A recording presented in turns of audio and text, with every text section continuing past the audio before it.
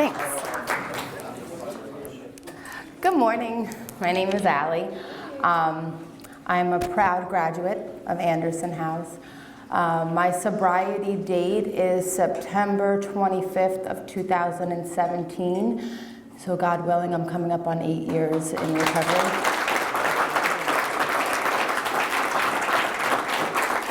So I'll just tell you a little bit of a backstory, right? Like what led me there. So,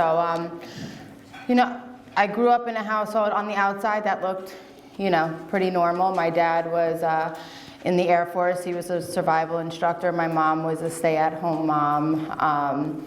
So we moved around a lot. Every time my dad was transferred to, Washington State, Maine, and then we ended up in New Jersey. So like I said, we looked like a pretty normal family, but on the inside, it was a little chaotic, right? So Dad was a very angry person, and my mom dealt with untreated mental illness. It was whatever happens in this house stays in this house, and we don't share on the outside, right? So I grew up learning that from a very young age. I also didn't grow up in a very loving household. The only emotion we all knew how to express well was anger, and I carried that, through the rest of my life. It's still something that I work on daily, right? Because after going to Anderson House, I learned that anger is an umbrella emotion, right? So Anderson House taught me how to get down to the root of where my anger is coming from, and I'll get into that in a little bit. But so I grew up, my parents got separated. We ended up staying with my mom, and really, my mom worked. She was she worked full time, and my sister and I were out doing basically whatever we wanted, right? So we were hanging out with an older crowd, and I started using drugs and I think the first time I ever smoked marijuana, I was probably 11, right? So I was young. I did pretty well in high school. I was a good student, and then I had my daughter at a young age. So I had my daughter. I was a month before I turned 21. I had my daughter, and I ended up having postpartum depression after her. So, but it went untreated for almost a year. That's when I had my first stay at a psychiatric hospital. And that's really when prescription medication entered into my life, right? So I got prescribed some things, some narcotic medication. And then when I was about 22, I got really sick and I was prescribed opiate pain medication. And that is really where my addiction took off. So I was on prescribed pain medication for about 1.5 years before I started to use heroin, and eventually became an IV drug user. And I don't think any kid anybody growing up says I'm going to be a drug addict when I get older, but so I started using heroin and cocaine in my early 20s, and I literally lost everything, right? I no longer had a relationship with my daughter. Nobody in my family was speaking to me, but I was okay with that, because really, if you were not contributing to my drug addiction, I really had no use for you anyway, because anybody in active addiction, you're selfish, self-centered, it's all about you, and you don't really care who you're hurting, because all you care about is how you're going to get your next one. So at the end of my addiction, I was homeless. I was about 85 pounds. My hair was falling out because I was so malnourished. I had a daughter that I didn't see in almost 3 years, and not because she was taken away from me, just because, like I said, I willingly removed myself from her life. I didn't speak to friends, my parents, half the time they didn't even know where I was. And I remember just feeling almost content, I'm fine, this is my life, and I'm okay with that, But then one morning I woke up and I just got this overwhelming feeling of hope that I hadn't felt in a very long time. And I'm like, this is not who I am. This is not who I'm meant to be. And I really need to get some help because I'm going to die.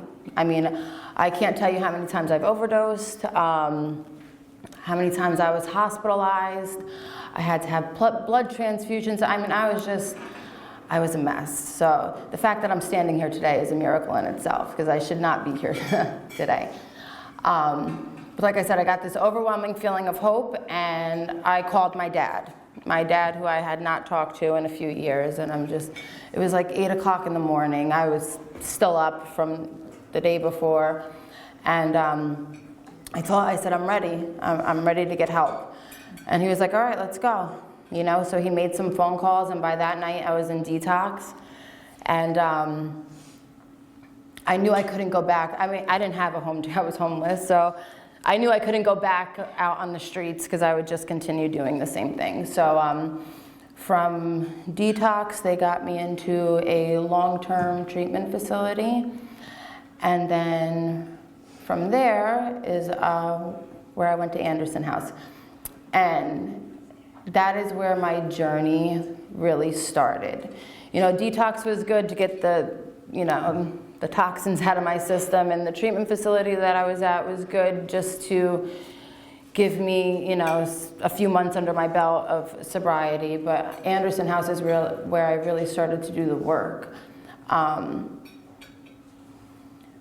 For the first time, I was, because I tried to get sober a few times, and I was really good at making the outside look good, but I never did any inside work on me, and that's the part that was really dying. So I could dress myself up as much as I wanted, but until I was ready to fix what was going on within me, I was going to be doomed to repeat the same thing.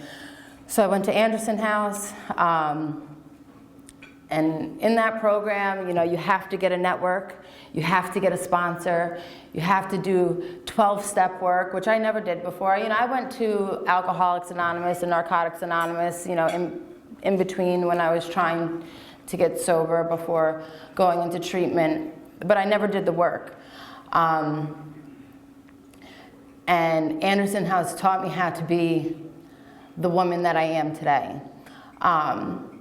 I was reunited with my daughter while in treatment. She used to come to family visits all the time. Helen did our family session. I started to rebuild my relationship with my dad in the Anderson House.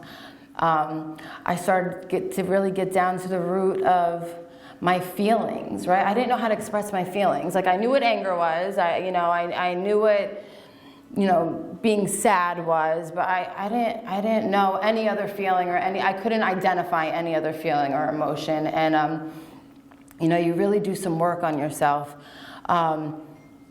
They point out like your character defects, right? Like, and I thought, I didn't think I had any character defects coming in, right? I had a few. I got a bank account. I didn't have a bank account when I was using. Like, nobody was gonna give me a bank account. I got a job. I was employable, which was amazing, right? Because I hadn't worked in a long time. I don't even think I had a social security card or a birth certificate when I came in, because I was always from like place to place. I literally came in with the clothes on my back. And they didn't last very long because, like I said, I was 85 pounds when I came in. Anderson House just taught me to love myself, how to be a mom again, how to be responsible, how to live life. Like, we had a garden. Who would have thought I would be gardening and like harvesting strawberries? I'm like, who am I, right? And I just had like this feeling of peace and serenity while I was there that I didn't feel in a very long time, maybe even ever, because my life was always chaotic, even as a child.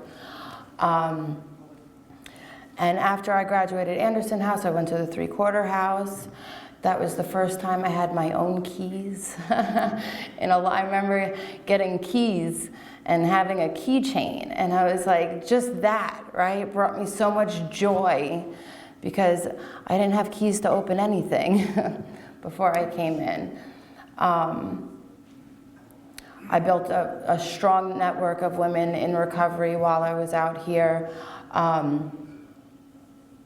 And eventually I went back. I'm from Hudson County, so eventually I moved back over there because I got a really good job, right?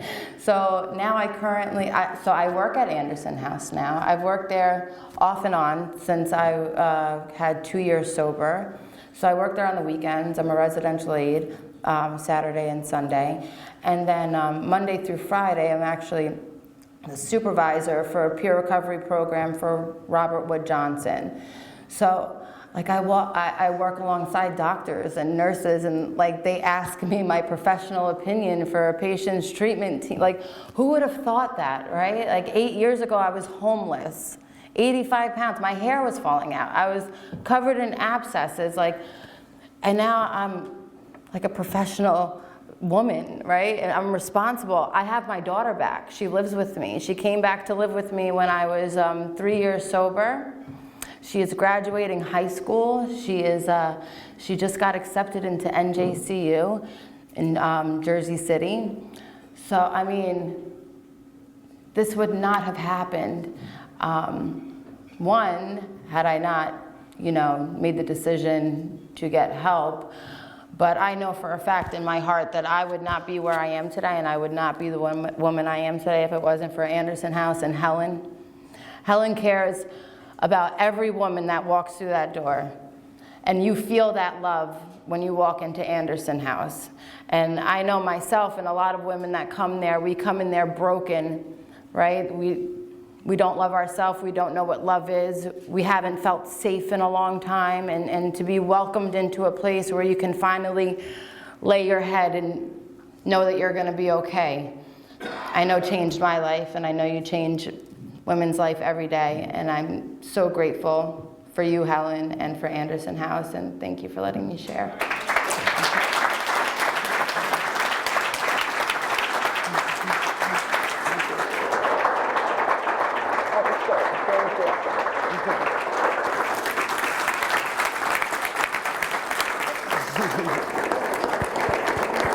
I love you.